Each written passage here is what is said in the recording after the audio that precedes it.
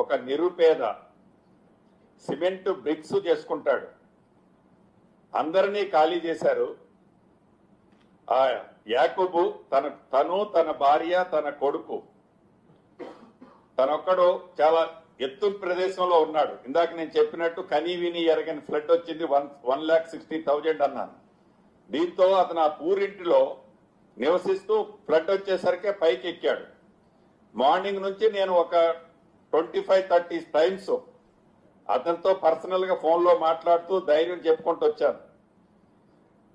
అటు 3 ప్లేసెస్ లో ఏదైతే నేవీ వాళ్ళకి సంబంధించిన హెలికాప్టర్లు ట్రై చేశాం, ఇక్కడ డిఫెన్స్ కి సంబంధించిన హెలికాప్టర్ ట్రై చేశాం, అదే రకంగా హకీంపేట ఎయిర్ ఫోర్స్ కు సంబంధించిన హెలికాప్టర్లు ట్రై చేశాం. లోకల్ రైన్లు హెవీగా ఉన్న కారణంగా ఏ ఒక్కళ్ళు హెలికాప్టర్ టేక్ ఆఫ్ తీసుకోలేము అనే పరిస్థితి ఉంది. ఏదైతే ఎన్డీఎఫ్ వాళ్ళని టీమును కూడా పంపించాం, బోట్స్ పంపించి, వాళ్ళు కూడా ఆ ఫ్లోలో మేము పనిచేయలేము అని అక్కడి నుంచి వాళ్ళు బ్యాక్ అయ్యి ఇంకొక ప్రదేశానికి వెళ్లారు.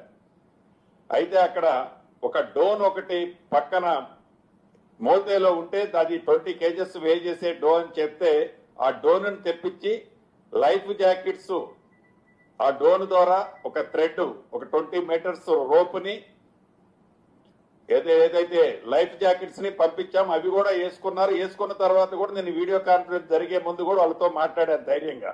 ఆ వీడియో చూపించి వాళ్ళ ఆ వీడియో కాన్ఫరెన్స్ లో నాతో మాట్లాడేటప్పుడు వాళ్ళ ఆవేదన వర్ణాతీతం.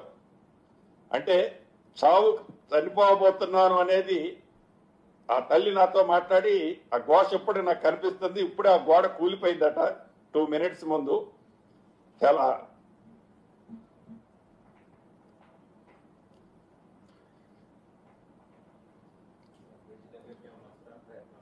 తప్పకుండా భగవంతుడు వాళ్ళని కాపాడాలని ఆ ముగ్గురిని, ఎందుకంటే లైఫ్ జాకెట్స్ ఉన్నారు కాబట్టి ఏమీ జరగొద్దని మనస్ఫూర్తిగా కోరుకుంటున్నాను.